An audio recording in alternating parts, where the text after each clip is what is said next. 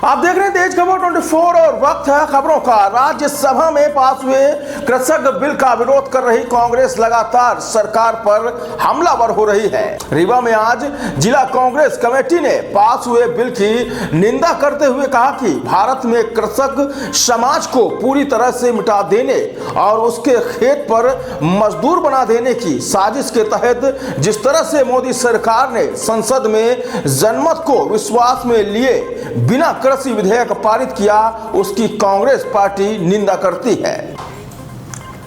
जिला कांग्रेस कमेटी ग्रामीण अध्यक्ष त्रिगुगी नारायण शुक्ला भगत एवं शहर कांग्रेस अध्यक्ष गुरमीत सिंह मंगू ने संयुक्त रूप से पत्रकारों से चर्चा करते हुए कहा कि किसानों के लिए मोदी सरकार ने 3 अध्यादेश बिल संसद में जो पारित किया है वह किसानों के लिए कफन का मसौदा है। उन्होंने आगे कहा कि केंद्र हो या मध्य प्रदेश की शिवराज सरकार किसानों के साथ हमेशा ही विश्वासघात किया गया है।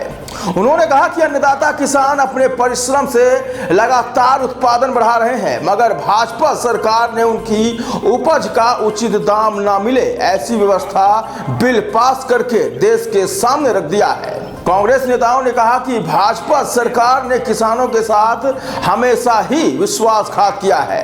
उन्होंने कहा कि देश के किसान, युवा, मजदूर व व्यापारियों के लिए सड़क से लेकर सदन तक कांग्रेस का संघर्ष जारी रहेगा और गांधी जयंती के दिन किसानों को न्याय दिलाने जगह जगह धरना प्रदर्शन भी किया जाएगा। रिया कंगना सुशांत में व्यस्त है और किसान अपने हक के लिए सड़कों पे है। मैं आदरणीय भगत चाचा जी से चाहूँगा कि वो आप सबको कृषि नीति के बारे में जो ये भारतीय जनता पार्टी के नेताओं ने किसानों के ऊपर डंडा जलाया उस पर बात करें। आदरणीय पत्रकार साथियों, हमारे सभी सम्मानित साथी, सबको सादर प्रणाम, वंदन एवं अभिनंदन। आप सबको पता है, आप सब प्रेस जगत से जुड़े हैं, ये इस केंद्र सरकार लगातार 5-6 साल में पूरे देश को तहस नहस कर दिया। धंधा, व्यवसाय, रोजगार सब कुछ खत्म। एक घर में बनाने के लिए 4 खंभे होते हैं, 3 खंभे इनने पहले ख़त्म कर दिया। कृषि का बचा हुआ था, कृषि को भी ख़त्म कर दिया। जो अधिनियम इनने पारित किया है वो पूरी तरह से किसान विरोधी है और किसान के डेथ वारंट में ये एक तरह से दस्तखत है।